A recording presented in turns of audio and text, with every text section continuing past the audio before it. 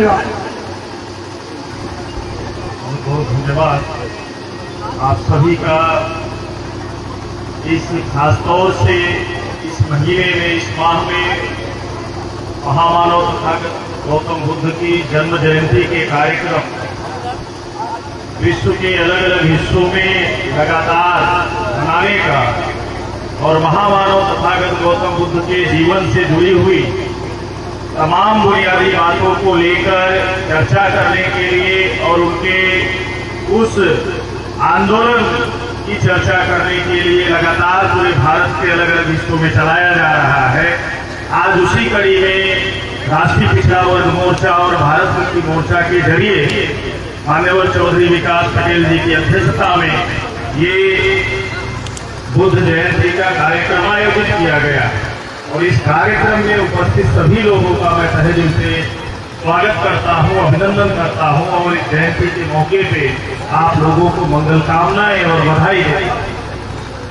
साथियों, इस देश में उस व्यवस्था को बदलने के लिए महामानव तथागत गौतम बुद्धा ने जीवन लगाया, जो व्यवस्था इस मूल निवासी बहुजन समाज को सदियों से शोषित, पीड़ित, वंचित यानी गुलाम बनाने की जो व्यवस्था थी, उस गुलाम बनाने वाली व्यवस्था को तोड़ने का काम किया, उसे खत्म करने का काम किया। इसके लिए जीवन पर्यंत तथागत गौतम बुद्धा ने प्रयास किया और इस देश में उस ब्राह्मणवादी व्यवस्था की बेड़ियों को तोड़कर भारत में समता, स्वतंत्रता, न्याय और बंधुत्व की व्यवस्था स्थापित हो, मानवता, करुणा, दया की भावना लोगों के अंदर स्थापित हो, इसके लिए महामानव तथागत गौतम बुद्धा ने निरंतर प्रयास किया और इस व्यवस्था को, जो सही गड़ी व्यवस्था थी, उसको बदलने के लिए समाज को तर्क संगत, ज्ञान संगत, विज्ञान संगत बातों पे जीवन जीने के लिए तथागत गौतम बुद्धा ने अपने जीवन काल में जो धम्म देशना के माध्यम से, उद्बोधन, प्रबोधन के माध्यम से, अपने संदेश के माध्यम से समाज को जागृत करने का काम किया, तो तमाम उनके जीवन से जुड़ी हुई बुनियादी बातों को अगर हम आप जानना चाहते हैं, समझना चाहते हैं, तो हम आपको जातक कथाओं को पढ़ना चाहिए, त्रिपिटक को पढ़ना चाहिए। अगर बुद्ध के उन तमाम बुनियादी विचारों को अगर हम जानना चाहें तो बड़े पैमाने पे समाज के लोगों को जातक कथाओं और त्रिपिटक को पढ़ना चाहिए, जिसमें बुद्ध के अनमोल संदेश दिए गए। जिस तरह से आज इस जन्म जयंती के मौके पे हम आप यहाँ इकट्ठा हैं और ये उद्बोधन, प्रबोधन के कार्यक्रम लगातार आज इस जन्म जयंती के माध्यम से हम लोग चलाने का काम कर रहे हैं, इसी तरह से महामानव तथागत गौतम बुद्ध के जीवन में भी वो हर दिन उद्बोधन, प्रबोधन और धम्म देशना देने का, मानवता के राह पे लोगों को लाने का, मानवीय मूल्यों के आधार पर जीवन जीने के जो तरीके थे उसको समझाने का लगातार प्रयास इसी तरह से महामानव तथागत गौतम बुद्धा भारत के अलग अलग हिस्सों में, दुनिया के खास तौर से अलग अलग हिस्सों में लगातार प्रयास करते हैं। एक बार इसी तरह से जातक कथाओं में एक प्रसंग तथागत गौतम बुद्ध से जुड़ा हुआ आता है। इसी तरह से धम्म देशना देकर महामानव तथागत गौतम बुद्ध को एक गांव से दूसरे गांव की ओर जाना, लेकिन उस गांव को पहुंचने के बीच में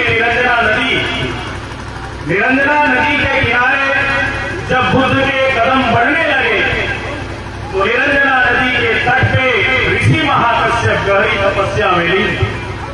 जब बुद्ध के कदम उनके करीब पहुंचे, बुद्ध खड़े हो गए, रुक गए और उन्होंने तब तक इंतजार किया जब तक ऋषि महाकश्यप ध्यान साधना से बाहर नहीं आए, तब तक वो इंतजार करते रहे।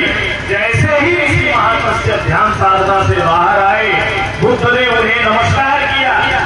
नमस्कार करने के बाद जो हजारों समस्याओं से घिरा समाज था, गुलामी और दासता की बेड़ियों में जकड़ा हुआ समाज था, हजारों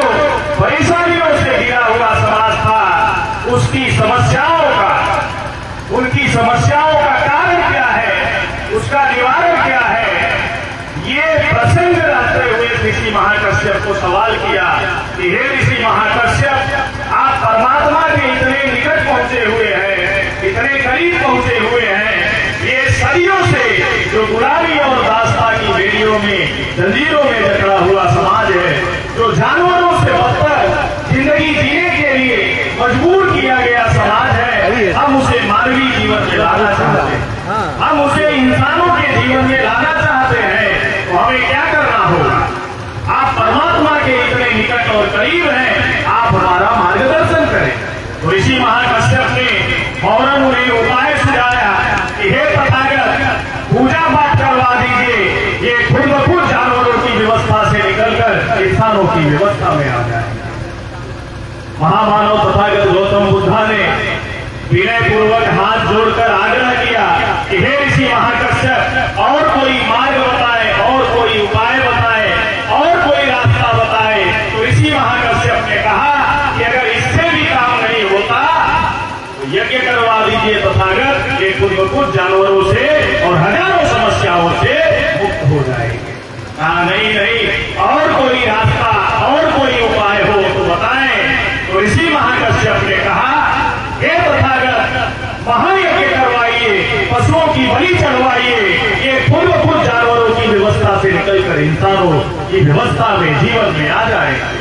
तो ऋषि महाकश्यप के इस जवाब को सुनने के बाद तथागत गौतम बुद्धा ने उनके सामने एक बात कही कि हे ऋषि महाकश्यप, मैं निरंजना नदी के इस छोर पे खड़ा हूं और उस छोर पे जाना चाहता हूं, मुझे क्या करना होगा? तो ऋषि महाकश्यप ने कहा हे तथागत, अगर नदी में पानी कम है तो हम पैदल जा सकते हैं, अगर नदी में पानी ज्यादा है तो तैर कर एक छोर से, एक किनारे से दूसरे किनारे तक हम जा सकते हैं, और अगर नदी में पानी बहुत ज्यादा है तो नाव का सहारा लेकर हम एक छोर से दूसरे छोर तक जा सकते हैं। ऐसा ऋषि महाकश्यप के जरिए जवाब दिया गया। इस जवाब को विनम्रता पूर्वक सुनने के बाद महामानव तथागत गौतम बुद्धा ने कहा ऋषि महाकश्यप को कि हे ऋषि महाकश्यप, क्यों न पूजा पाठ करवा दे, नदी का दूसरा छोर खुद ब खुद इधर आ जाए, पैदल जाने की क्या जरूरत है? अगर इससे भी काम नहीं बनता, इससे भी काम नहीं बनता तो आपने दूसरा उपाय बताया, मार्ग बताया, यज्ञ करवाते हैं, नदी का दूसरा छोर खुद ब खुद इधर आ जाए, तैरने की क्या जरूरत है? अगर इससे भी नहीं बनता तो आपने एक सुपर फार्मूला तरीका बताया है, महायज्ञ करवाते हैं और पशुओं की बलि चढ़वाते हैं, नदी का दूसरा छोर खुद ब खुद इधर आ जाए, नाव के सहारे लेने की क्या जरूरत है? ऐसा कहने के तत्पश्चात ऋषि महाकश्यप ने छल्लाकर क्रोध से आग बबूला होकर बोले कि ऐसा कदापि संभव नहीं है। जब ऐसा ऋषि महाकश्यप ने कहा तो महामानव तथागत गौतम बुद्ध ने कहा कि जिस तरह से पूजा पाठ, यज्ञ और महायज्ञ करवाने से नदी का दूसरा छोर इस छोर तक नहीं आ सकता, उसी तरह से हजारों साल से गुलामी के बेड़ियों में जकड़ा हुआ समाज खुद ब खुद निकल कर नहीं आ सकता। उसके लिए प्रयास करना होगा, उसके लिए संघर्ष करना होगा, उसके लिए समाज को शिक्षित करना होगा। बुद्ध ने अपने संदेश में इसीलिए बात कही, जोर देकर बात कही कि जिस तरह से अंधकार को दूर करने के लिए प्रकाश की आवश्यकता होती है, उसी तरह से अज्ञानता को दूर करने के लिए ज्ञान की आवश्यकता होती है। ज्ञान का जितना प्रचार प्रसार किया जाएगा, जितना ज्यादा हम अपने समाज को और आने वाली पीढ़ियों को शिक्षित करने का काम करेंगे, उतना ज्यादा हम ब्राह्मणवादी व्यवस्था से और उतना ज्यादा जल्दी ब्राह्मणवादी व्यवस्था से हम और हमारा समाज मुक्त हो जाएगा, आजाद हो जाएगा। तो ये आज ये कारवां पूरे देश भर में राष्ट्रीय पिछड़ा वर्ग मोर्चा के जरिए, भारत मुक्ति मोर्चा के जरिए जो महामानव तथागत गौतम बुद्ध की और हमारे समाज में पैदा हुए संतों, गुरुओं, महापुरुषों की जो वास्तविक शिक्षा है, वास्तविक ज्ञान है, उसको समाज में ले जाने का प्रयास लगातार जारी है। शिक्षा का बुनियादी मतलब क्या है? शिक्षा का बुनियादी मकसद है दिमाग का जिंदा होना। शिक्षा वो है जो दिमाग को जिंदा कर दे, शिक्षा वो नहीं है जो आपको दिमागी तौर पे गुलाम बना दे और पत्थर के सामने लाकर खड़ी करे। आपको इंसानों से ज्यादा आज जो है निर्जीव, जिसकी संस्कृति और सभ्यता लौकिक थी, अलौकिक नहीं थी, हम सभी लोग भारत के मिट्टी में पैदा हुए लोग, इंडस वैली सिविलाइजेशन के लोग, सिंधु घाटी सभ्यता के लोग, और भारत में हमारे महापुरुषों ने जो आंदोलन चलाया, उस महापुरुषों की आंदोलन की विरासत है, धरोहर है, उसको आगे बढ़ाने की दिशा में हम आपको प्रयास करना चाहिए। लेकिन आज ब्राह्मणवादी व्यवस्था ने जो आज इस समाज के दिमाग को गुलाम बनाया और दिमाग को पीढ़ी दर पीढ़ी गुलाम बनाने का सिलेबस तैयार किया। आज केजी से लेकर पीजी तक का सिलेबस जो पढ़ाया जाता है, यहाँ बैठे हुए लोग या यहाँ बैठे हुए हमारे समाज के लोग, क्या मानव संसाधन विकास मंत्रालय जो पाठ्यक्रम तैयार करता है, सिलेबस तय करता होने की वजह से आज हमारे समाज में बहुतायत शिक्षित ही नहीं, उच्च शिक्षित लोग, ग्रेजुएट ही नहीं, पोस्ट ग्रेजुएट लोग पैदा हो रहे हैं, लेकिन उनके अंदर तर्क संगत, ज्ञान संगत और सही क्या है, गलत क्या है, इस बात की समझ पैदा नहीं है। इस दिशा में निरंतर प्रयास किया जा रहा है। आज इस समाज को मनुवादी लोगों ने हजारों जाति के टुकड़ों में तोड़ने का काम किया। चट्टान जैसे समाज को राई राई के टुकड़ों में उन्होंने तोड़ने का काम किया, खंडित करने का काम किया। हमारे महापुरुषों ने खंड खंड में खंडित किए गए समाज को उन्होंने अखंड बनाने का काम किया, उसे जोड़ने का काम किया और जोड़कर संघर्ष करने का काम किया और इस व्यवस्था को समाप्त करने का काम किया। जब इस व्यवस्था को समाप्त किया, हमारे समाज में दसियों पीढ़ी तक, हजारों साल तक सम्राट पैदा होते रहे, शासक पैदा होते रहे, लेकिन पुष्यमित्र शुंग नाम के ब्राह्मण ने 184 ईसा पूर्व विहद्रथ मौर्य, सम्राट विहद्रथ मौर्य का गला काट के भारत में ब्राह्मणशाही स्थापित करने का काम किया और समाज को हजारों जाति के टुकड़ों में विभाजित करने का काम किया। और आज उन टुकड़ों को जोड़ने के लिए हमारे महापुरुषों ने निरंतर प्रयास किया, संतों गुरुओं ने प्रयास किया। आपको याद होगा महान संत कबीर के समय में डीएनए जैसा रिसर्च नहीं है। अभी बाबा सुरेश्वर साहब बोल रहे थे कि मूल निवासी नाम की जो मिसाइल है, जिस दिन 6.5 लाख गांवों के लोगों के हाथों में अगर पहुंच जाएगी, उसी दिन भारत में मूल निवासियों की क्रांति होगी और मूल निवासियों का राज स्थापित हो जाएगा। तो उस समय महान संत कबीर के समय में डीएनए जैसा रिसर्च नहीं था, अनुसंधान नहीं था, खोज नहीं था, लेकिन उन्हें ज्ञान था कि कौन अपना है, कौन पराया है। इस बात का ज्ञान होने की वजह से कबीर साहब के दोहे कल भी प्रासंगिक थे और आज भी प्रासंगिक है। इसलिए महान संत कबीर दास जी कहा करते थे कि कबीरा कुआं एक है, पानी भरे अनेक। कबीरा कुआं एक है, पानी भरे अनेक, बर्तन बर्तन में भेद है, पानी सब में एक। ये बैठे हुए जो लोग हैं, एक डीएनए के लोग हैं और डीएनए से बड़ा कोई प्रमाण नहीं है। आज 21 मई 2001 को टाइम्स ऑफ इंडिया में डीएनए की रिसर्च ने साबित कर दिया भारत में कौन देशी है और कौन विदेशी है। 3.5% जो मनुवादी लोग हैं वो भारत के मिट्टी में नहीं पैदा हुए, भारत के मूल निवासी नहीं है। ऐसा हम नहीं कहते। गोलगा से गंगा नाम की किताब लिखी पंडित केदारनाथ पांडे और राहुल सिंह सांगताएं, उन्होंने इस किताब में स्वीकार किया कि हम विदेशी हैं। एनसीईआरटी की किताब चलती थी, हमारा इतिहास तथा नागरिक जीवन, उस किताब में स्वीकार किया कि आर्य कैस्पियन सागर से होते हुए भूमध्य सागर के रास्ते कैसे भारत में आए। ऐसे सैकड़ों प्रमाण हैं और उन सैकड़ों कागजी और ऐतिहासिक प्रमाण से बड़ा प्रमाण डीएनए का प्रमाण है साथियों। इसलिए आज भारत के 6,743 जाति के टुकड़ों में बांटे गए जो लोग हैं और इन्हीं टुकड़ों से निकलकर समय समय पर अलग अलग धर्मों में गए, कोई मुस्लिम, सिख, ईसाई, बौद्ध, लिंगायत, क्रिश्चियन बने, आज की तारीख में इनका डीएनए एक है। भारत के ओबीसी, एससी, एसटी, माइनॉरिटी का आपस आपस में जेनेटिक रिश्ता है, डीएनए का रिश्ता है। हम ओबीसी बाद में है, हम शेड्यूल कास्ट बाद में है, हम आदिवासी बाद में है, हम मुस्लिम, सिख, ईसाई, बौद्ध, लिंगायत, क्रिश्चियन बाद में है। पहले भारत के मूल निवासी है, पहले भारत के मूल निवासी है। अगर ये संकल्पना जिस दिन 6.5 लाख गाँव में चली जाएगी ना, तो आज जो हमारे लोग कहते हैं मंचों से कि यह कैसी लाचारी है, 85 पे सतीश चंद्र मिश्रा भारी, यह कैसी लाचारी है, 85 पर 15 भारी है।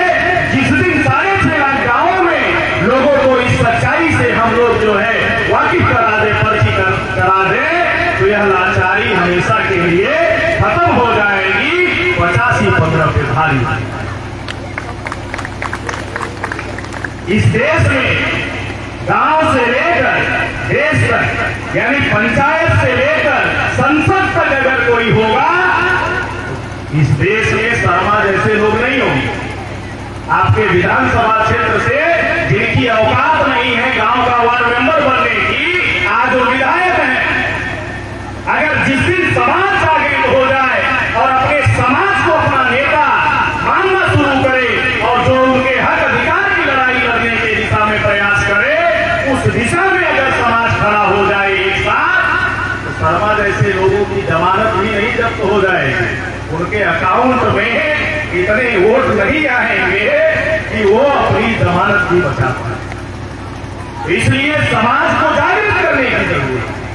हर गांव में ओबीसी, SC माइनॉरिटी के लोग मेजॉरिटी में हैं, लेकिन 3.5% वाला आदमी अभी। तो ये अज्ञानता में हो रहा है। अज्ञानता को खत्म करने के लिए समाज को जागृत करना जरूरी है। इसलिए मैं कहा करता हूं कि ये बात अलग है कि तुम न बदलो, ये बात अलग है कि तुम न बदलो, मगर जमाना बदल रहा है। फूल पत्थर पे खिल रहे हैं, चराग आंधियों में जल रहा है।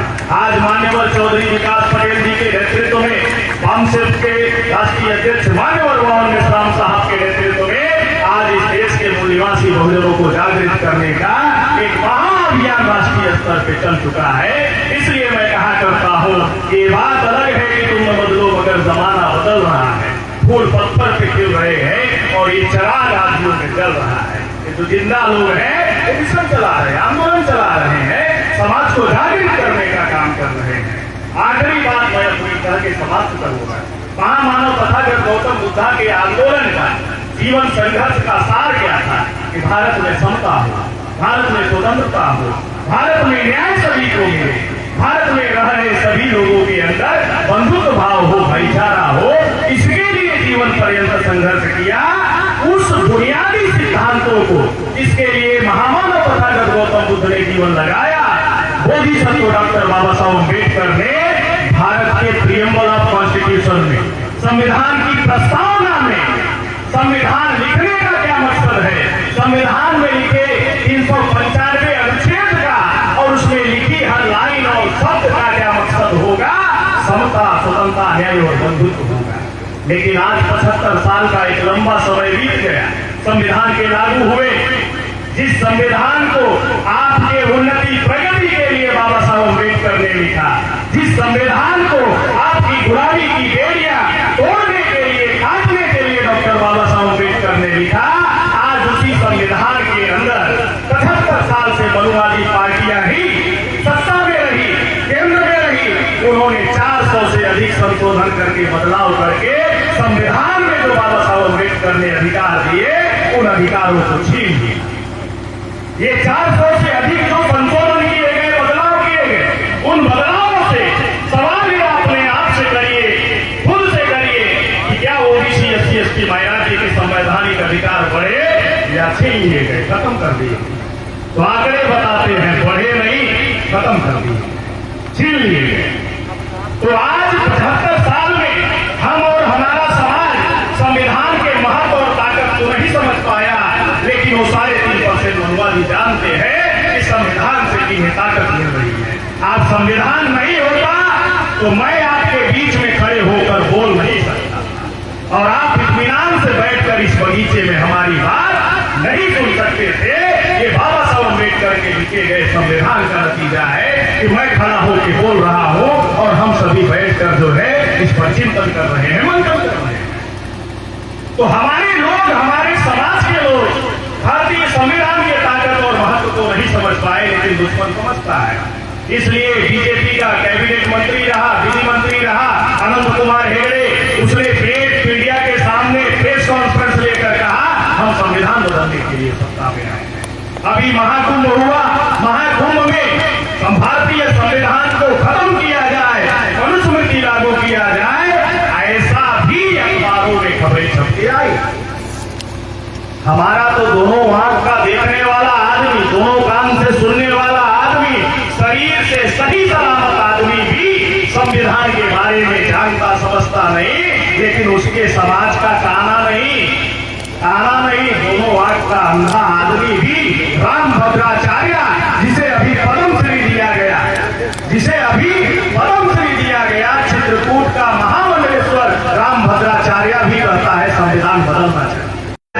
प्रियम्बल ऑफ कॉन्स्टिट्यूशन की बात करें तो संविधान असमानता का एंटीडॉट है, गैर बराबरी का एंटीडॉट है, गुलामी का एंटीडॉट है, जुल्म और अन्याय अत्याचार का एंटीडॉट है, भेदभाव और छुआछूत का एंटीडॉट भारत का संविधान है। ये सारी बहुजनों के अंदर जो बीमारियां हैं, उन सारी बीमारियों का एंटीडॉट मौजूद है भारत के संविधान में।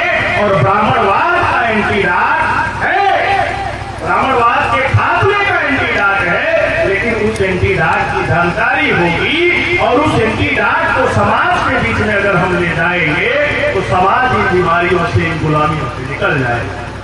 इसके लिए हम सभी को प्रयास करने की जरूरत है।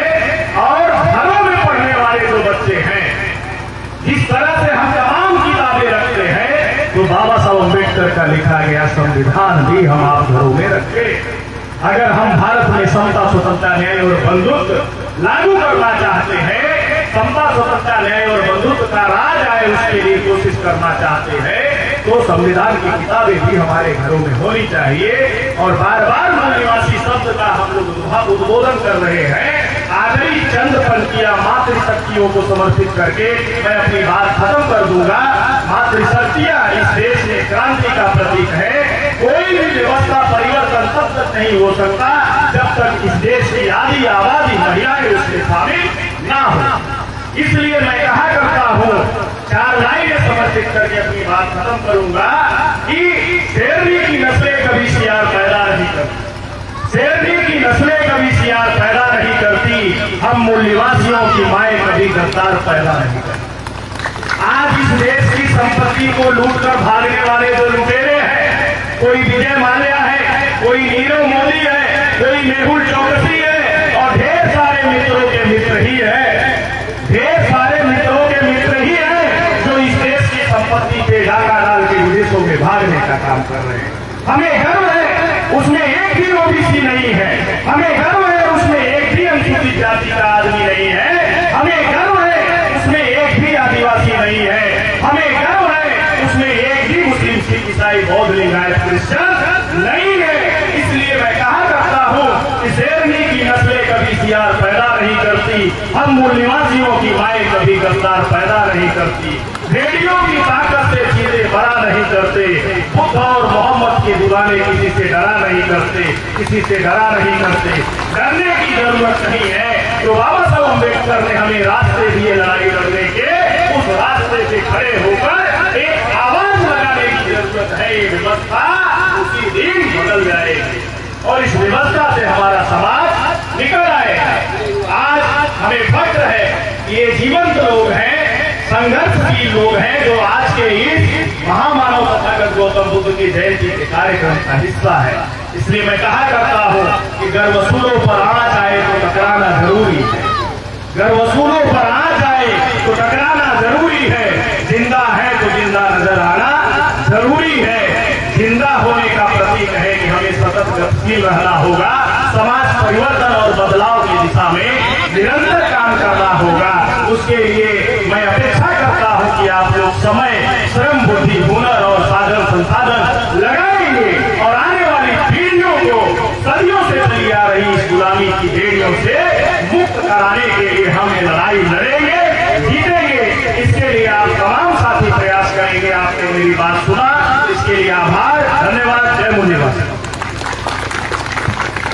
बहुत बहुत माननीय चांद मोहम्मद जी, आपने इतिहास के बारे में बहुत सारा प्रकाश डाला। मैं चाहूंगा कि माननीय चांद मोहम्मद जी के स्वागत में एक जोरदार तालियां होनी चाहिए। साथियों, आज हमारे देश के क्या हालात हैं, मैं इसी के ऊपर बातें कहना चाहूंगा। पति मर जाए चलेगा, पति मर जाए चलेगा, लेकिन सौतन विधवा होनी चाहिए। पति मर जाए लेकिन सौतन विधवा होनी चाहिए। हाँ, यही हाल अंधभक्तों का है, यही हाल अंधभक्तों का है। देश बर्बाद हो जाए चलेगा, पर मुसलमान बर्बाद होना चाहिए। आज साथियों, हमारे देश में यही चल रहा है। साथियों, इसी कड़ी में मैं चाहूंगा कि बहुजन आर्मी एकता मिशन के जिलाध्यक्ष माननीय झगड़ू प्रसाद नेता जी आए और समय का ध्यान रखते हुए अपनी बात को रखे। माननीय झगड़ू प्रसाद जी आए, आपके स्वागत में एक जोरदार तालियां होनी चाहिए। हेलो, बहुत बहुत धन्यवाद हमारे पुराने साथी विश्वकर्मा जी। आज मूल निवासी के हमारे सभी पदाधिकारीगण, दादाजी बताने की बात नहीं, सभी लोग जानते हैं हमको। सामने बैठे कलाकार जिनका आज कार्यक्रम हो रहा है, महामाया के सुपुत्र भगवान गौतम बुद्ध, भीमाबाई के हमारे सुपुत्र बाबा साहब B.R. अम्बेडकर साहब, सामने हमारी बेटियां, माताएं, नौजवान साथी आए हुए दूर दराज से मेहमानगण, इस गांव के सभी कार्यक्रम, इतहुआ के सभी लोगों को आज के हम कार्यक्रम में मैं आशीर्वाद नहीं देते हुए, भगवान बुद्ध से आशीर्वाद लेते हुए सभी का हार्दिक अभिनंदन करते हैं। साथियों, ज्यादा बताने की बात नहीं है। हमारे बड़े बड़े वक्ता आपके बीच में बताए। विश्वकर्मा जी हम बदोशमान में थे और हमारे साथ में हमारे भैया प्रेम नारायण जी, हमारे डॉक्टर साहब चौका घाट से जो आए अपनी गाड़ियां लेकर के, डॉक्टर हमारे प्रेम नारायण कुमार जी, शहीजादे रावत जी, ये सभी का हार्दिक वंदन है। हम इतना कहेंगे अपनी बेटियों और बहनों से कि बाबा साहब ने बुद्ध ने यही उपदेश दिया है कि पहले तो मुझे शिक्षा धारण करना होगा, दूसरे मुझे संगठन करना होगा और तीसरे तभी मैं संघर्ष कर पाऊंगा। अगर हम इन तीन चीजों में कामयाब नहीं हैं तो हमारा लक्ष्य पूरा नहीं होगा। हम लोग तो 60-65 साल में हैं, 35 साल पूरी यूपी जिला में कहीं भी कार्यक्रम हो हम लोग जाते हैं, अपना समय खो करके। एहसान नहीं है यहाँ का, विश्वकर्मा जी का भी एहसान नहीं है। जो एहसान लेकर के जाते हैं वो हमारे दिया हुआ बाबा साहब का एहसान है। आज हमारी हैसियत नहीं थी इस मंच को पकड़ने की, आज मेरी हैसियत नहीं थी इस माइक को पकड़ने की, आज मेरी हैसियत नहीं थी इन बेटियों को साड़ी पहनने की, आज मेरी हैसियत नहीं थी जो हाथ पहनने की। जो मिला इन्हीं महापुरुषों की बदौलत मिला। अगर दिया अधिकार तो इन्हीं लोगों ने दिया और इन्हीं की बदौलत मुझे शाम तक मिली। मैं ज्यादा न कह करके सभी को और सभी मूल निवासी के टीम को हार्दिक वंदन करते हुए, अभिनंदन करते हुए मैं इन्हीं पर बात समाप्त करता हूँ। जय भीम, जय भारत, जय नमो बुद्धाय, जय मूल निवासी। हेलो हेलो साथियों, ये मान सम्मान स्वाभिमान की लड़ाई लड़ने का जो काम हम लोग कर रहे हैं, इस लड़ाई को लड़ने के लिए समय, श्रम, पैसा, बुद्धि, हुनर, 5 बातों का लगाना जरूरी है। इसके लिए आपके बीच में परशुराम अमीन साहब आएंगे डिब्बा लेकर। इस डिब्बे में आप लोगों को जो हो सके 10 रुपए में आजादी जो आंदोलन निर्माण निधि आपसे मांगी जाएगी, आप लोगों से अपेक्षा की जाती है कि अमीन साहब आपके बीच में आएंगे डिब्बा लेकर, आप लोग देने का प्रयास करेंगे। धन्यवाद। अमीन साहब आ जाए।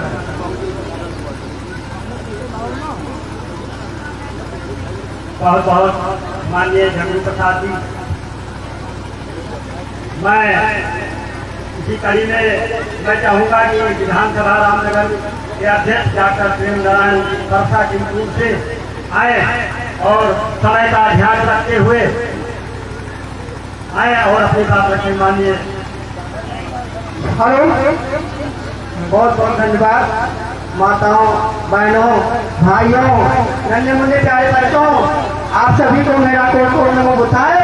जय भीम, जय भीम, जय भीम। बहुत बहुत आपका आभारी हूँ। हमारे संचालक महोदय ने ट्रेन दिया और आए हुए यहाँ के मुख्य अतिथि मेहमान